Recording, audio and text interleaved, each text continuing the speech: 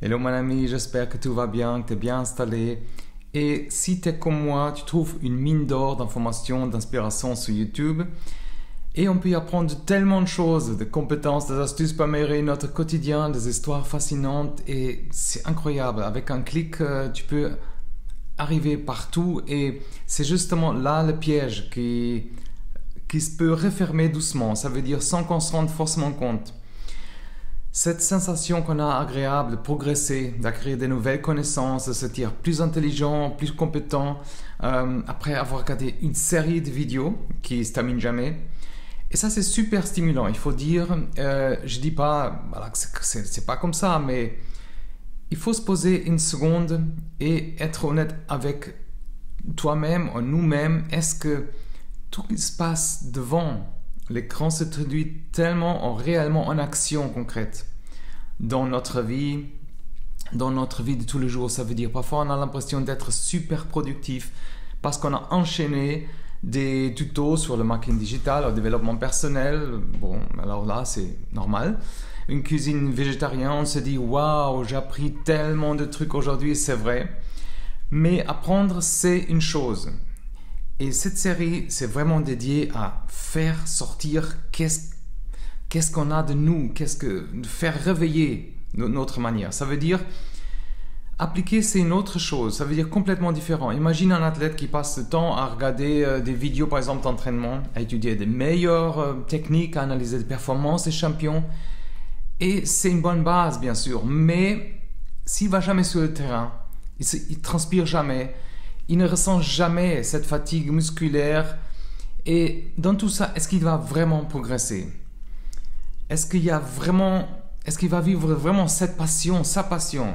Probablement pas. Et c'est un peu pareil pour nous avec YouTube, par exemple. On peut devenir des experts théoriques dans plein de domaines, comme je disais à mon collègue une fois, avec le temps, même si on n'a pas le titre d'ingénieur ou docteur, avec tout ce qu'on a appris dans la pratique et tout, on est déjà un peu docteur.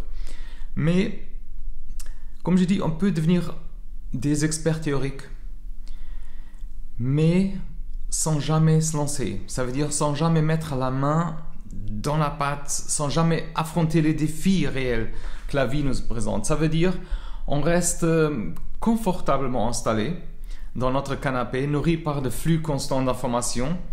C'est pas que YouTube, mais par exemple, là je donne l'exemple de YouTube, mais en réalité, on est peut-être en train de se mettre notre propre vie en pause. Je vois ça aussi avec regarder la télé sans fin. Ça veut dire, mais je pense, voilà, tu vois où est-ce que je veux venir, ok? C'est pas YouTube, la télé, le problème. C'est l'usage qu'on fait. C'est qu'on utilise comme un outil pour s'enrichir mais dans le monde réel, ça se passe comme ça. Ça veut dire, c'est une excuse parfois pour pas s'affronter à nos peurs, nos doutes, nos responsabilités même. Et parfois, cette soif d'apprendre sur YouTube peut masquer une autre réalité. Ça veut dire la peur de l'échec. Et ça, beaucoup de monde, ils ne s'aperçoivent même pas. Il y a une certaine procrastination, le manque de confiance en soi. On se dit qu'on n'est pas encore prêt, par exemple, qu'on a encore plus besoin d'informations, d'encore plus de connaissances avant de se lancer. Mais la vérité, c'est que l'apprentissage, c'est très précieux, c'est profond. Ça se fait souvent sur le terrain, dans la pratique, en faisant des erreurs, par exemple, on apprend de nos expériences. Et pense, par exemple, à tes propres objectifs, à tes rêves. Pense à ça. Qu'est-ce qui te passionne vraiment? Qu'est-ce que tu aimerais accomplir, par exemple? Est-ce que c'est des heures passées sur YouTube qui vont t'approcher, par exemple, concrètement de ces aspirations? Ou par exemple, est-ce qu'elle te maintient dans cette zone de confort, dans cette illusion? Et je suis coupable aussi un peu de ça, mais je commence à sortir de tous ces bulles. Ça veut dire, parce que c'est facile de se perdre dans ce tourbillon de vidéos, de passer un sujet à l'autre, une chaîne à l'autre.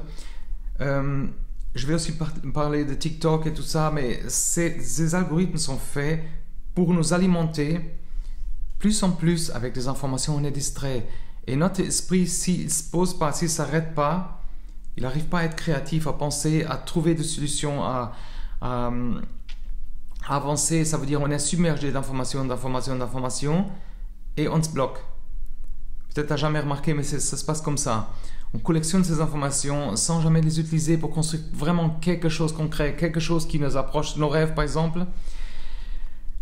Alors on se pose des questions, comment est-ce qu'on peut trouver le juste milieu? Comment faire en sorte que YouTube reste une source d'inspiration comme les autres chaînes d'apprentissage positif sans devenir une fuite? Ça veut dire une fuite à l'avant, on veut fuir, mais voici, on va voir quelques pistes de réflexion. Par exemple, la première chose, c'est se fixer des objectifs clairs.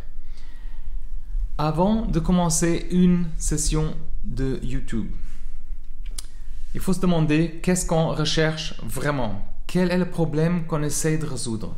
Quelles compétences est-ce qu'on veut acquérir? Par exemple, avoir un objectif précis, avoir un objectif, se concentrer sur quelque chose de pertinent et à éviter de se perdre dans tous ces flux interminables de cette plateforme. Et quand je dis YouTube, ça peut être une autre plateforme. Deuxième point, c'est passer à l'action rapidement. Ça veut dire qu'il ne faut pas laisser ces informations s'accumuler sans rien faire. Ça veut dire dès qu'on apprend quelque chose d'utile, il faut essayer de l'appliquer. Il faut essayer de l'appliquer concrètement dans notre vie. Ça veut dire même une petite action, un petit truc, ça vaut mieux que des heures de visionnage, ça veut dire des heures de quelque chose de passif. Troisième point, il faut être sélectif dans tout ce qu'on est abonné. Ça veut dire choisir les chaînes, par exemple la nôtre, la mienne, voilà, c'est clair, c'est important. Cette chaîne est faite pour pas perdre son temps avec des choses inutiles. Bien sûr, c'est pas si comment dire, distrayant. C'est pas que certaines personnes ne recherchent pas, ils veulent juste se distraire, perdre du temps, et voilà, ça fait du bien. Mais c'est comme une drogue, et ça va pas nous faire atteindre nos objectifs. Okay? Le quatrième point, c'est planifier notre temps. Ça veut dire il faut définir des moments précis pour regarder par exemple des vidéos de YouTube, comme on le ferait pour n'importe quelle autre activité. Évite de te laisser aspirer, prendre des heures sans qu'on se rende compte. Privilège par exemple l'expérience réelle. Cinquième point, il fait beau dehors. Rappelle-toi que la vraie vie se passe en dehors de l'écran. Bien sûr, c'est cliché, mais c'est comme ça. Il faut sortir, rencontrer des gens, lance-toi des défis, fais des erreurs. Apprendre de tes expériences, c'est ça qui est important. Ça veut dire tout se peut combiner, c'est pas qu'une chose. Mais c'est là qu'on va grandir, s'épanouir. Sixième point, utiliser YouTube comme un complément. Ça veut dire, vois YouTube comme un outil, comme un tournevis, comme un outil. Ça veut dire quelque chose qui t'aide à atteindre tes objectifs. Mais pas comme une fin en soi. Ça veut dire, l'apprentissage en ligne est précieux, mais il doit toujours être complété par l'expérience dans le monde réel. Septième point, sois conscient de tes émotions. Ça veut dire parfois on se réfugie, par exemple dans YouTube, parce qu'on parle de YouTube maintenant, pour éviter des émotions désagréables, des situations inconfortables. Essaye d'identifier certains moments, et te demander si tu es en train d'utiliser la plateforme comme une forme d'éviter quelque chose. Comme on le disait avant, c'est quelque chose de passif, on essaie de fuir quelque chose, même on ne se rend pas compte parfois. Et un autre point, je pense que c'est le 8e, c'est faire une certaine partage-échange. Ça veut dire, il ne faut pas hésiter à discuter de ce que tu apprends sur YouTube. Laisse les commentaires par exemple, explique par exemple à quelqu'un les concepts à haute voix, qu'est-ce que tu as appris par exemple. Discuter avec quelqu'un, partager ses découvertes, ça nous aide à mieux intégrer, absorber et les rendre plus concrets.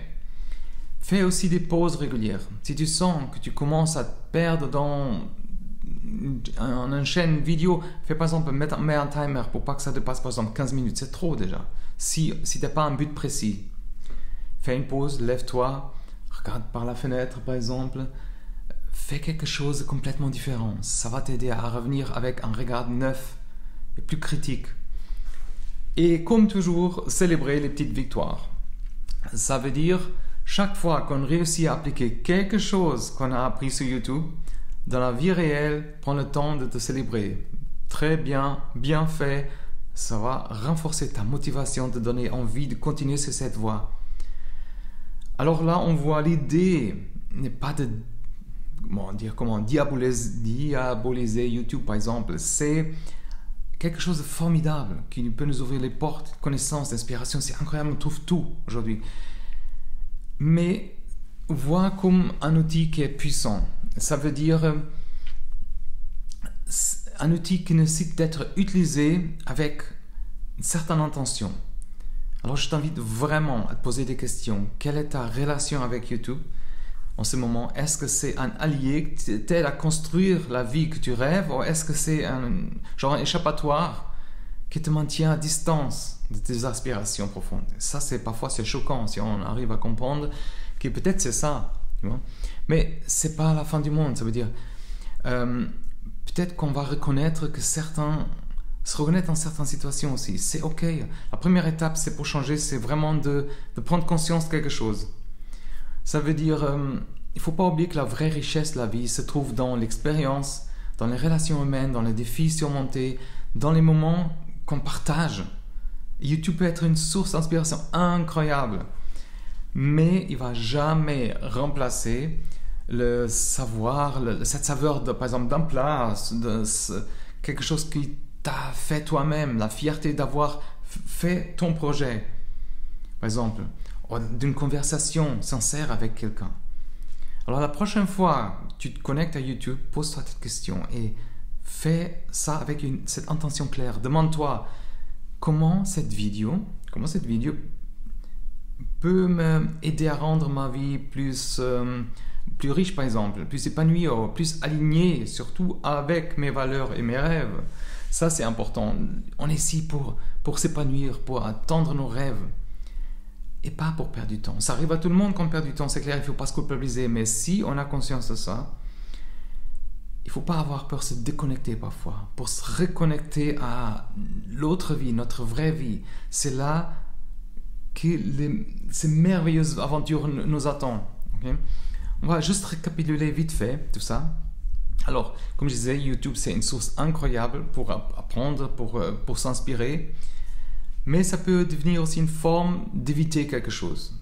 Et la clé, la solution, c'est trouver cet équilibre.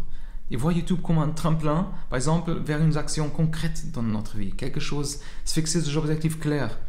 Passer à l'action, par exemple. Mais rapidement, si possible. Être sélectif dans nos abonnements aussi. Et planifier le temps. Et avec des stratégies qui sont essentielles pour nous. Comme j'ai dit, la vraie vie, c'est dehors l'écran. Mais tout fait partie. Dans cette expérience des relations, par exemple, il faut utiliser YouTube comme un complément à notre vie réelle et pas comme un substitut. Voilà, c'est ça. Ça résume un peu aussi tout ça. Ça veut dire, si cette vidéo, par exemple, le podcast, parce qu'il y a Google Podcast et Apple Podcast où je suis aussi, tu as envie de regarder ta relation avec YouTube. Et si tu as, par exemple, n'hésite pas à laisser, par exemple, déjà des commentaires, des réflexions, des expériences. Et si tu veux vraiment continuer à explorer ces pistes pour une vie plus riche, plus authentique, je t'invite vraiment à t'abonner à ma chaîne, au podcast. C'est dans la description, le link. Et aussi, pour aller plus loin et recevoir des conseils, des inspirations directement, par exemple, dans ta boîte mail, sans spam bien sûr, et tout est gratuit. Je t'invite aussi à t'inscrire, c'est ça que je disais qui est dans la description. Il y a le link pour le bulletin que j'envoie tous les semaines. Et en tout cas, merci d'avoir regardé, d'écouter, et j'espère sincèrement que ça t'aura inspiré. Et il faut pas oublier, la vraie vie nous attend, plein de possibilités, d'aventures. À très bientôt, prends soin de toi, bye bye.